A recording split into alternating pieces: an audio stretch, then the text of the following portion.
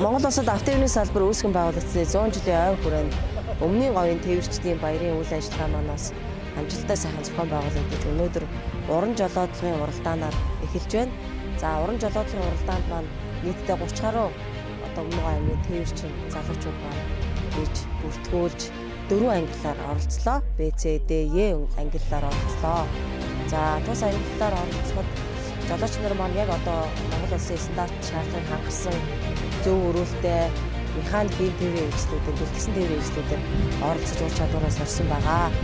За нийт одоо ирж оролцсон тээвэрчин залуучуудаа баярлалаа. Баярын үйл ажиллагаа одоо энэ сайхан уран жолоодлогын уралдаанд маань одоо хач холбоог төвж нутаг нутгаас зорж ирсэн сайхан тээвэрчин залуучуудаа баярлалаа.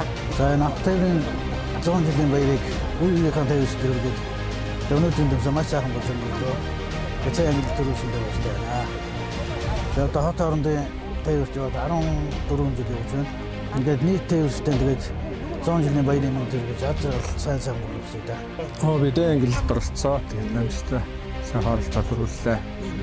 Энэ сайхан тэмцээн зохион байгуулсан тээврийн хамт олон ажлын өндөр амжилт хүсье.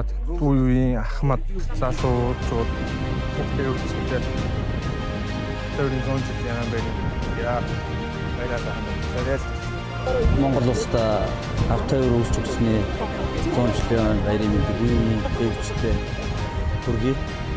Би англи одоо ороод үүсдээ маш баяртай байна.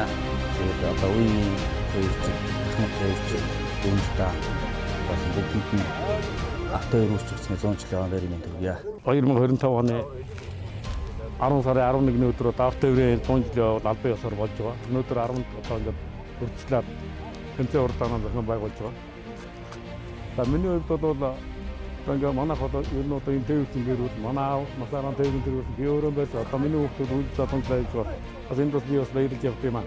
Тэгээ би одоо 3 хүүхдээ зориулаад 3 зээл зунгаш машин бэлдсэн байдаг.